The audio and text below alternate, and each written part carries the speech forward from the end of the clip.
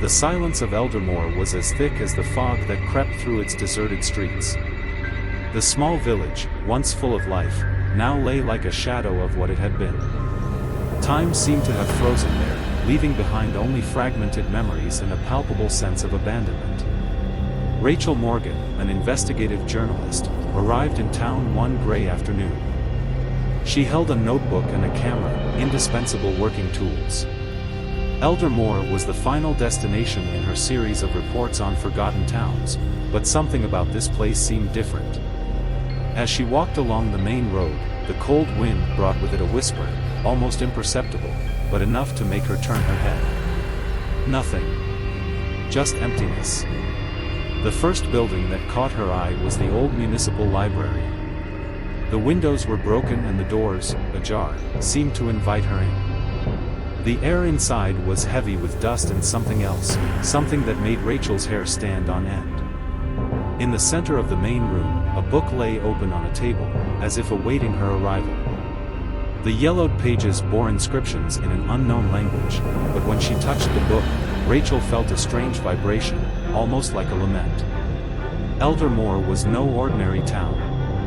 The few records Rachel had found mentioned unexplained events, disappearances, reports of shadowy figures seen at dusk and, most disturbingly, an ancient pact made by the town's founders. What had they exchanged for their initial prosperity? And why didn't anyone else dare talk about it?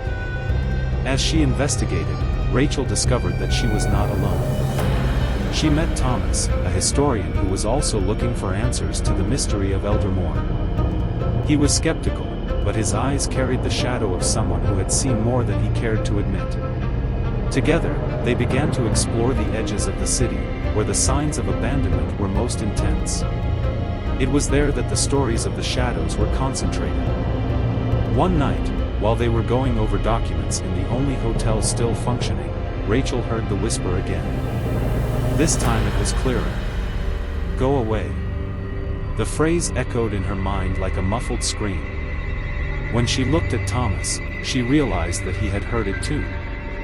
"They know we're here," he said, and the fear in his voice was undeniable. Things began to get worse. Every step in the investigation seemed to awaken something dormant. Doors slammed without explanation, lights flickered, and the shadows on the walls seemed to take on a life of their own. Rachel began to have disturbing dreams. A woman with long hair and a pale face called to her from a forest shrouded in mist. "Find the key," she said. "Release us." As the pieces of the puzzle came together, Rachel and Thomas discovered that Eldermoor had been built on an old execution ground. The souls of those who died there were imprisoned in a ritual conducted by the city's founders. The book in the library was the key to freeing them, but it was also the door to something much darker. On the final night of their stay, Rachel and Thomas decided to confront the mystery. Armed with the book and fragments of instructions they had managed to decipher, they headed into the forest. The air seemed thicker with every step, and the whispers turned into screams. In the center of the forest, they found a circle of stones where the original ritual had taken place. As they recited the words from the book, shadows began to materialize. Distorted figures emerged from the darkness, surrounding them. "You don't know what you're doing," a guttural voice echoed. But Rachel, determined, completed the last sentence. A blinding flash illuminated the forest, and the shadows disappeared. When it was all over, Eldermoor was different. The fog had cleared and the air seemed lighter. But Rachel knew that something had changed inside her.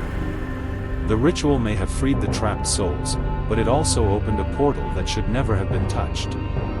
And now, Rachel carried a part of Eldermoor with her, something that could never be erased.